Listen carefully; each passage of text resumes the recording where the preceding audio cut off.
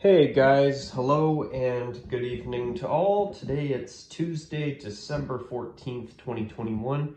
And as I promised in my last Rockzilla's Weekly Roundup podcast, I did say that I would make sure I would not do another one of these until I did at least one non-podcast video. And I'm very pleased to say that I did keep my promise. Now, I did make the little second video the other night, which I did, but here's the thing. I don't really count that as a second video. To me, it was more of just a mini clip to verify and to announce that my suspicions were in fact correct. The Florida Panthers have, in fact, got rid of their perforated number kits off of their jerseys. And in my opinion, it's nice to see. I think teams with relatively traditional or outright traditional number fonts like Vegas and Edmonton and the Stars use, in my opinion, should not have perforated numbers. It makes them look really bad. Now, truth is, I don't like perforated numbers in general, but when it comes to more modern style number kits and number fonts, I can live with it depending on the uniform, depending on how everything goes together. Like, for example, even with the 2018 Winter Olympic jerseys, if there were the teams use these really crazy modern, crazy futuristic, ultra modern designs, and using some type of ultra modern name and number font actually made sense. And I thought that the perforations actually suited the modern font. Now, when I look at a team like Edmonton or Dallas or Vegas, and I see them with a perforated number kit, and I'm just like, wait, why? I mean, as for Florida, I felt the same way. Now, with white numbers, you don't see perforations the same. But when you see however, if it's a white number kit on a darker jersey like the Golden Knights, you really notice it. I've found that with Florida's home jersey, you didn't really notice the number perforations as much, but they were still there. But as for their away jersey, you definitely notice perforations on darker blue numbers. Same with Edmonton, and it looks bad in my opinion. So I've seen number fonts where perforations actually are okay. But overall, though, even as I say that, truth is, I would prefer no perforations at all. Now, there are some, like even the Vancouver Canucks third jersey, I mean, the agency font that they unfortunately use is a very modern style font, and it is. But I don't even like the perforations on that font on their current third jersey. I mean, it's a bad jersey overall, top to bottom, in my opinion, but still. But the worst offenders for perforated numbers, in my opinion, are teams like Vegas, Dallas, and Edmonton that use a relatively traditional number font. And another team I would add to that list is Florida as well, because their font is a slightly modern take on a traditional block font. And even though the perforations on their number kits were not as bad in my opinion as some other teams, Vegas and Edmonton, I still prefer those number kits without them. And to see that Florida got rid of their perforated numbers this year, I'm ecstatic. They looked way better. I like the idea of solid numbers, not numbers that have a bunch of holes in them. So when that caught my eye the other night watching the Panthers Avalanche game on Sunday night, honestly, folks, I was just over the moon ecstatic. I was so happy to see that. It's nice to see that they've joined the Ottawa Senators in finally getting rid of the perforated numbers. And Ottawa was another horrible offender of that. They went to a more traditional block font on their Reebokified jerseys. Even after the switch to Adidas, they carried that design over and it looked even worse. Then they went to the block font that they had on their heritage jerseys with the O on the front. And then they perforated the numbers on those. So when they went to their new uniforms last season, I was so happy that Ottawa got rid of the perforated numbers. And it's also been a bit of a trend that I've noticed that thankfully more and more teams seem to be ditching them, which is good. Now there have been exceptions, like some of the really futuristic ultra-modern designs that I've seen in the past 4 years with Nike in international hockey, where the perforations on some kits actually were kind of neat. They kind of suited the futuristic font that they were going for. Where as a team like Vegas or Edmonton with a traditional block font, what the hell? They look bad. Now, in my opinion, how perforated numbers look depends on the style of the font and how the font suits the jersey. That's just my view. To me, it's a case-by-case scenario as to whether I like it or not. But as I say that, overall, I do prefer teams not to use perforated number kits. Now, Columbus has gone to a more modern number kit with the switch to Adidas, and they've even done that for their third jersey. Their perforated numbers I can live with, but something that caught my eye that I thought was a nice surprise was that their reverse retro jersey did not have perforated numbers. Now, as I say, I would prefer non-perforated numbers over perforated numbers, even though I have seen some number kits that with perforations that actually suit a rather ultra-modern type of design. But, as I say, it depends on the uniform. But I thought that was really interesting, and I also want to make sure that before I go on any further that I give a special mention to you, Nick, from Windy City Hockey. Thank you for confirming my suspicions that they did update their number kit, and Florida did, in fact, get rid of their perforated numbers this year, which I'm all for it. Their numbers look so much better this season. In my opinion. But yeah, I want to make sure, Nick, that I did at least give you a formal shout out in a video for that. I really appreciate that, by the way. So, as I always do with these weekly roundup podcasts, I sit down, I review the NFL uniform matchups throughout the week, and without further ado, well, why don't I begin? So, Pittsburgh wore their standard away, and the Vikings elected to wear their head-to-toe purple color rush uniform. Now, just having the simple yellow on purple, I don't mind that, but, you know, I don't like the serif numbers that the Vikings insist on using. And, you know, for the color rush jersey, I actually think it would have been nice if the Vikings would have done a different style jersey rather than just taking their home jersey and removing all the white accenting off of it. I think it would have been more creative, in my opinion. But, you know, truth is, I'm not a fan of their color rush alternate, and I would not miss it if the Vikings decided to retire it. But speaking of Minnesota, they did end up defeating the Steelers on Thursday. Moving on, the Falcons wore their white jersey with black pants and black socks against the Panthers, who wore all black. Their black jersey with black pants, I can live with it once in a while, but the socks have to at least be blue. I would prefer if they only ever wore silver pants and nothing else, eh? But if you're going to do the all black for the odd game, they've got to at least wear blue socks for contrast.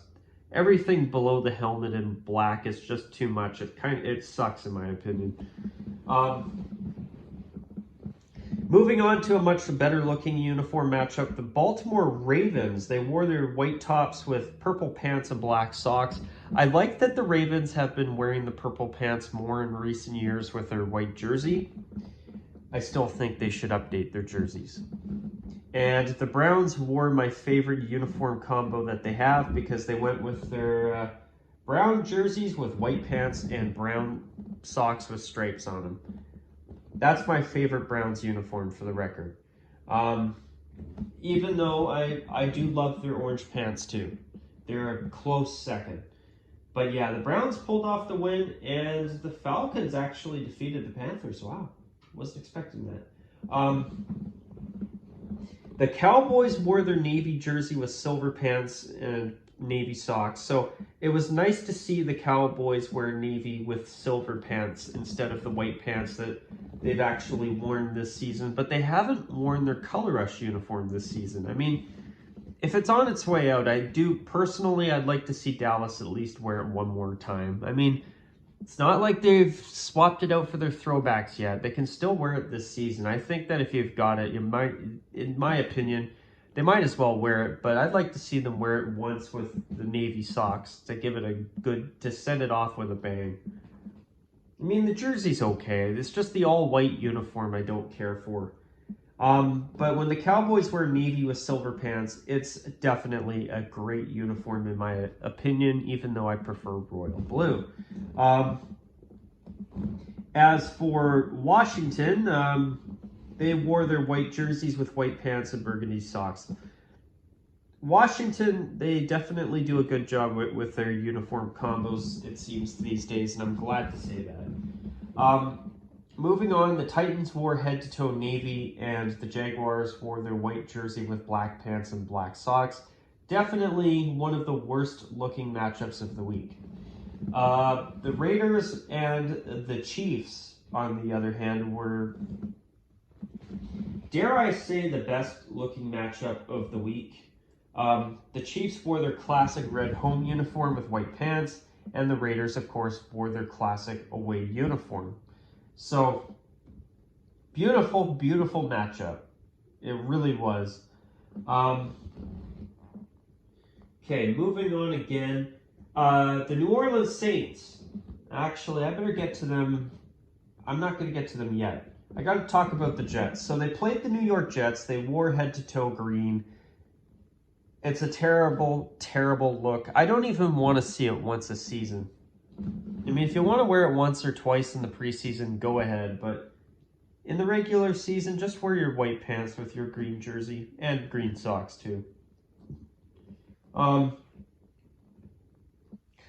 as for the Saints, I think the New Orleans Saints just got what I would call good karma.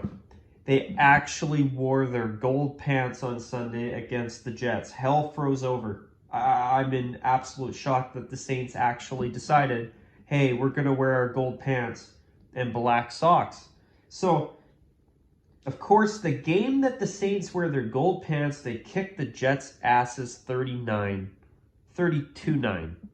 was the final score for New Orleans. So, dear New Orleans, I hope you realize that's a sign that you should go back to just wearing gold pants. I mean, I guess it really does, what's the term I'm looking for? It really does, I'm looking for a certain word. Confirms the saying, look good, play good. I mean, obviously, that's not always true, but it seems like the Saints seem to do better when they wear their gold pants. Be nice if they only wore gold pants. But I'm hoping they go back to the Color Rush throwback and its black counterpart full time. But it was nice to see the Saints finally be black and gold again. I don't know why they insist on black pants or all white or all black. Black and gold. Black jersey, gold pants. White jersey, gold pants. Should be the only combo in my opinion.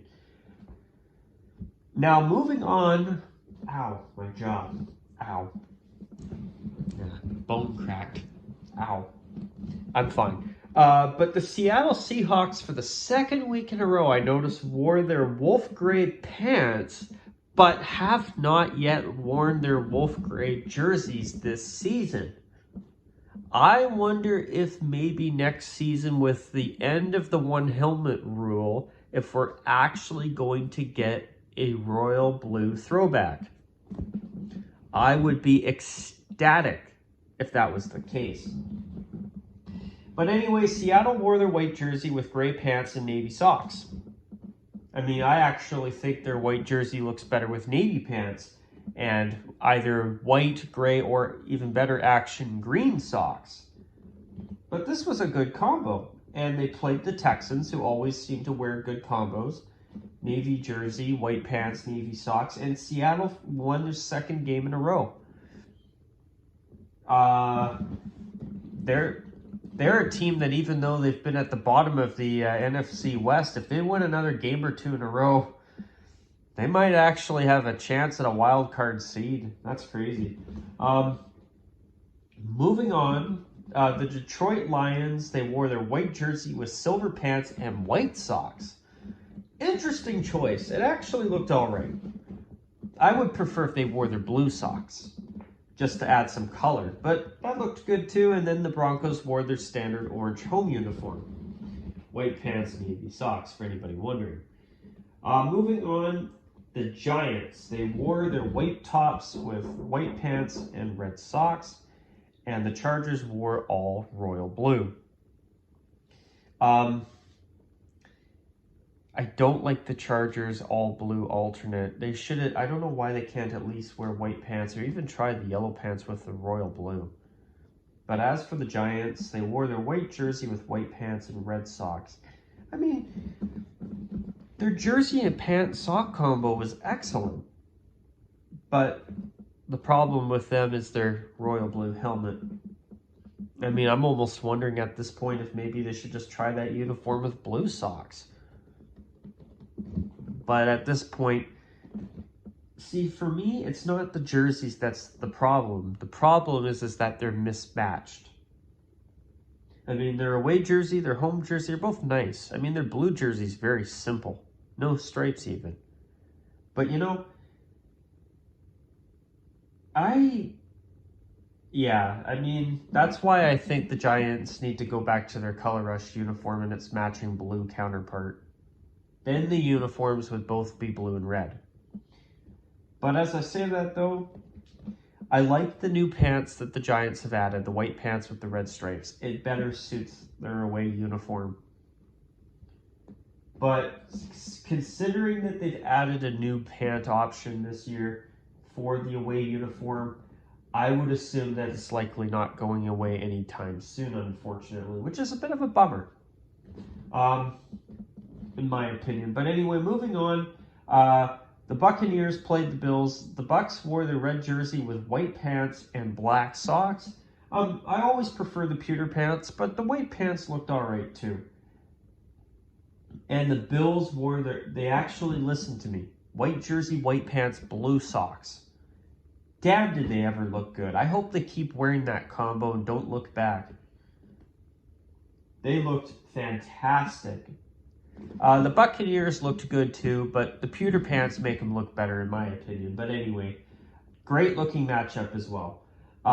Moving on, the 49ers wore their white jersey with their standard away uniform, I should say. They never changed, thankfully, which is good.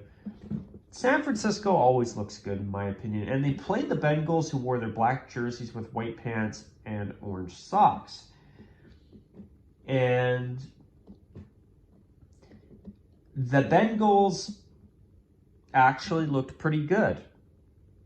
Now, after seeing that combo, I almost think I prefer that combo with black socks instead of orange. But I think what they could do that would make it work is if they had a black sock that actually had an orange stripe on it to add that bit of color. I think something like that would really look good and would be better. It would give you the bit of the orange on the bottom of the jersey, or the uniform that it needs, in my opinion, and it would give you that black to complement the black jersey. But man, am I ever glad that Cincinnati got new uniforms. I mean, they're not perfect, but damn, are they ever a lot better than what they've been wearing. Jesus Christ. Then the Packers and the Bears. The Bears wore their standard away, and of course the Packers wore their standard home. Great looking matchup as well. I think I might have to declare a tie between the Raiders-Chiefs and the Bears-Packers. Beautiful matchups. I think I'm going to have to give... I mean, I love the Chiefs uniform because, I mean, I love the bright red and white, but I don't think both the Bears, Packers, and the Raiders, Chiefs uniform matchups were perfect in my opinion. So I have to give them both equal praise and declare that both are my two favorite matchups of the week equally. And then finally, we're going to end with a bang for all the wrong reasons. Everything below the helmet that the Rams wore yesterday was bone. And the Cardinals wore monochrome red jersey, pants, and socks. Looked like something out of college football. And boy, did that matchup just suck. Royally sucked. Just awful. I mean, the sad part is if the Rams would have even just worn their blue socks, that combo's actually okay. I mean, it takes their horrible uniform and actually makes it a little better. And the Cardinals, you know, yeah, it's red jersey, red pants, red socks. Oh, God, what a horrible combo. I mean, I hope that, especially the Cardinals, because they can make a change at any point, unlike the Rams who just did their change last season. I really would like to see Arizona get some new uniforms. But anyway, that's my review of all the NFL uniform matchups for the week. Next Sunday, I got to talk about next week's weekly roundup. Truth is, I do think that I should be able to actually get it done on time next week, but for those of you who follow me on Facebook, I've told everybody there on Facebook what I think. Or, sorry, what's been going on with me behind the scenes. It's nothing bad. It's just my work schedule's changed a little bit for the next little bit, so that's why I haven't had as much time to get things done on time like I would like to do. So I'm going to explain it to you guys next week. Now, if you follow me on Facebook, you already know. But, yeah, so my work schedule's been changed a little bit. I'll talk more about it next week in next week's weekly roundup podcast. But yeah, anyway, I've got a little bit of a work schedule change for next week, actually. So the good news is I think I should actually be able to get the weekly roundup done on Sunday night before I go to bed. But I just wanted to throw it out there that depending on how things go, I'm actually going to say in this video here that there is a small chance that I might have to cancel next week's weekly roundup. Now, I don't think I'm going to have to do that, but I just want to make sure I throw that out there. Because with my work schedule, it is possible, but there, I'll finish this video off with a bit of a Christmas holiday backdrop. I always like to show the Christmas lights just so that you guys get a chance to see them. I don't know why that's blurry. There we go. Good job, iPhone. But yeah, so I don't want to get your hopes up for next week, but it's probably going to be a situation where that until after Christmas or even until January, I'm not going to be able to really be consistent with videos. So I'll elaborate on it more on my next weekly roundup video, but I do want to make sure that I do mention that it is very possible that I might have to cancel next week's video. So if you don't see it, don't be alarmed.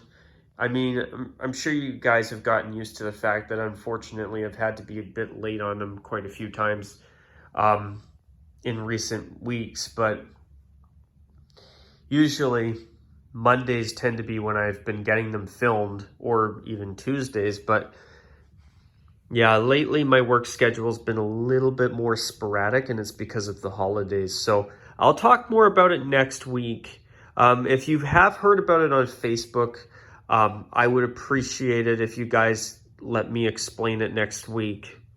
I mean, if you blow it, you blow it. It is what it is, but it's nothing major, everybody. It's nothing major. It's just a schedule change at my work. So I'll talk more about it next week. But I do want to make sure I mention this, though. There is a possibility that there may not be a next week. And maybe at the earliest, it may not even come till next Thursday or Friday, because unfortunately, my work schedule is going to be keeping me very, very busy for the next few weeks, even going into early January. But anyways, guys, I'm going to call it a wrap at this point. If you listened all the way through, what did you think of the NFL matchups of the week? Do you think that teams like Seattle and Dallas are likely getting ready to reveal special throwbacks next season?